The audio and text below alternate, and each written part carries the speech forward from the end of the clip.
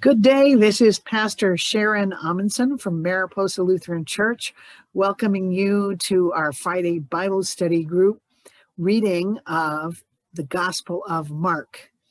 If you want an introduction to our church, our Friday group, and the Gospel of Mark itself, please go back to chapter 1 and listen to the first 4 minutes.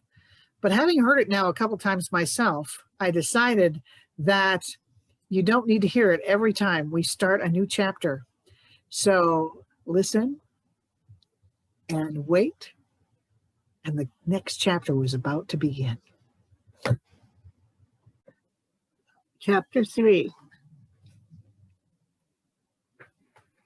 After he entered the synagogue, and a man was there who had a withered hand, and they watched him to see whether he would heal him on the Sabbath, so that they might accuse him.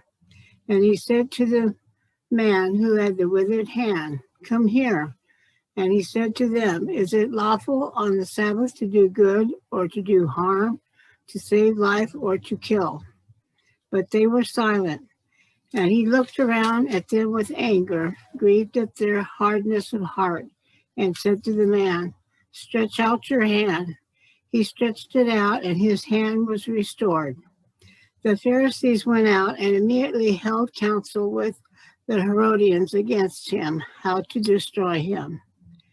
Jesus withdrew with his disciples to the sea, and a great multitude from Galilee followed, also from Judea and Jerusalem and Idumea, and from beyond the Jordan, and from about Tyre and Sidon, a great multitude, hearing all that he did, came to him.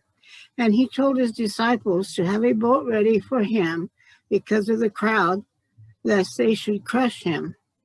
For he had healed many, so that all who had diseases pressed upon him to touch him. And whenever the unclean spirits beheld him, they fell down before him and cried out, "You are the Son of God." And he strictly ordered them not to make him known. And he went up into the hills and called to him those whom he desired, and they came to him.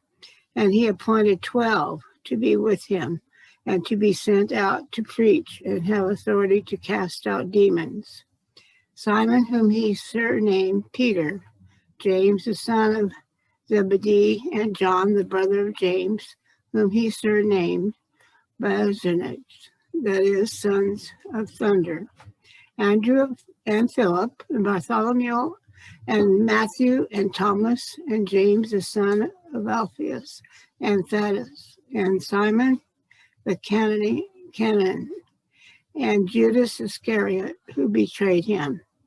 Then he went home, and the crowd came together again, so they could not even eat.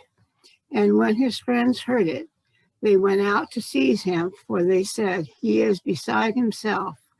And the scribes who came down from Jerusalem said, "He is possessed by Beelzebul, and by prince of demons he casts out the demons." And he called them to him and said to them in parables, "How can Satan cast out Satan? If a kingdom is divided against itself, that kingdom cannot stand. And if a house is divided against itself, that house will not be able to stand. And if Satan has risen up against himself and is divided, he cannot stand, but is coming to an end. But no one can enter a strong man's house and plunder his goods, unless he first binds a strong man. Then indeed he may plunder his house. Truly I say to you, all sins will be forgiven the sons of men, and whatever blasphemies they utter. But whoever blasphemes against the Holy Spirit never has forgiveness, but is guilty of an eternal sin. For they had said, "He has an unclean spirit." And his mother and his brothers came, and standing outside, they sent to him and called him. And a crowd was sitting about him, and they said to him, "Your mother and your brothers are outside, asking for you." And he replied, Who are my mother and my brothers?" And looking around on those who sat about him, he said, "Here are my mother and my brother.